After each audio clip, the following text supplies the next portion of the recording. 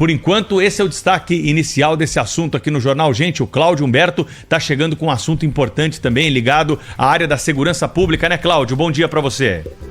Olá, Pedro Campos, muito bom dia. Bom dia, Thaís Freitas. Bom dia.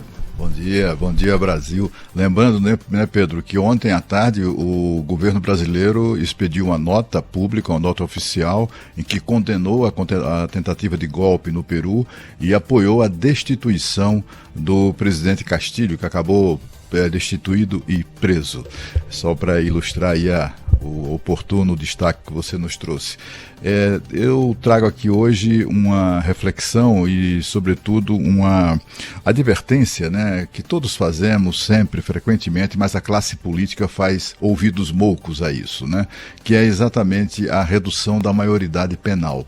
A Câmara dos Deputados aprovou uma proposta de emenda constitucional em 2015, depois de 27 anos de tramitação, em que reduz a maioridade penal de 18 para 16 anos. E há 7 anos essa proposta está na gaveta do presidente do Senado e não sai dali por nada, né? Simplesmente passaram a chave, engoliram a chave, sumiram com ela e, enquanto isso, segue o estado de impunidade crescente, cada vez mais grave no Brasil em relação à criminalidade de menores a partir de hoje, né, os chamados menores a partir de 16 anos de idade. Um deles, esses dias, se fantasiou de militar, colocou uma suástica no braço, armas em punho e matou 4 pessoas lá na cidade de Aracruz, no Espírito Santo.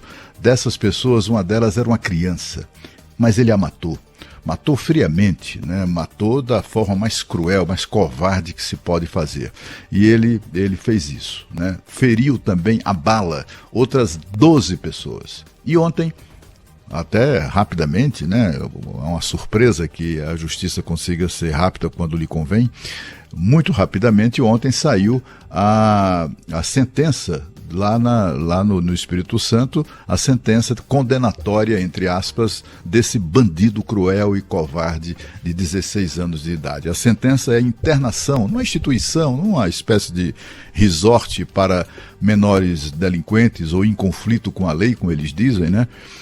E ele vai ficar ali 3 anos. 3 anos. Fica ali 3 anos, ao cabo desses 3 anos, talvez até antes, se apresentar bom comportamento, como é comum no Brasil isso, né? Premiar na cadeia o bom comportamento, como se bom comportamento não fosse obrigação de todos nós, dentro ou fora da cadeia.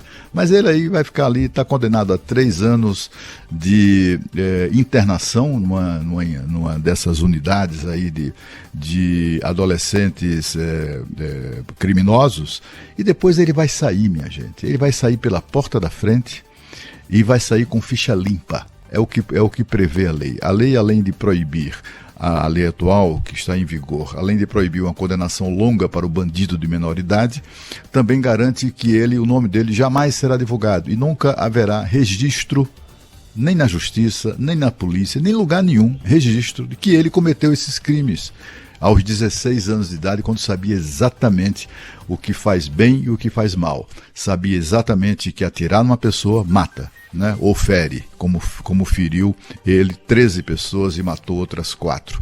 Apesar disso, ele vai ficar apenas 3 anos. E aí eu quero inclusive aqui, como cidadão mesmo, sabe? Cidadão, eu quero responsabilizar o Senado Federal por isso.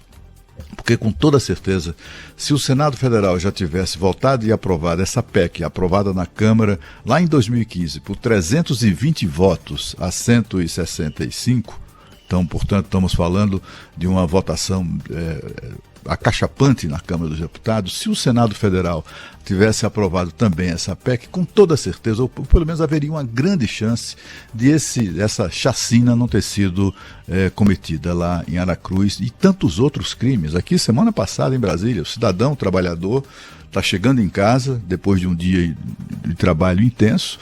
Ele simplesmente foi abordado por um menor de 16 anos, que nem sequer...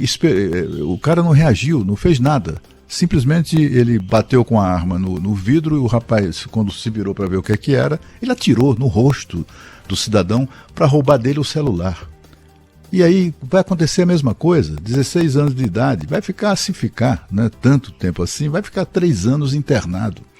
E eu quero então, por isso, eu acho que nós temos condições morais de olhar de cima para baixo para esses caras do Senado e dizer, e apontar para a cara deles e dizer que eles são responsáveis por isso. Não é?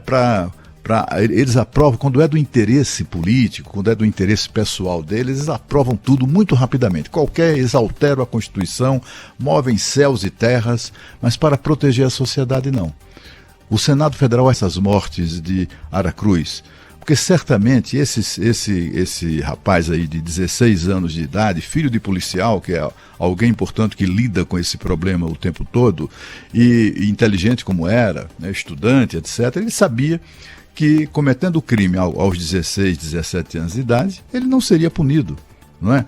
Porque se a maioridade penal tivesse sido reduzida para 16 anos, esse bandido, que só pegou 3 de internação, ele estaria sujeito só pelos 4 assassinatos que ele cometeu a 120 anos de cadeia. Ou seja, ia morfar na cadeia até o último dos seus dias, se Deus quisesse, né? E 120, isso virou pó. Isso virou 3 anos de reclusão. Isso sem contar os agravantes todos, né? Sem contar as tentativas, as demais 12 tentativas de assassinato dele. Então a gente traz aqui esse alerta, esse brado de alerta, né? Fazendo um apelo público dramático, como exige mesmo a situação, para que os senadores tomem vergonha na cara e cumpram o seu dever.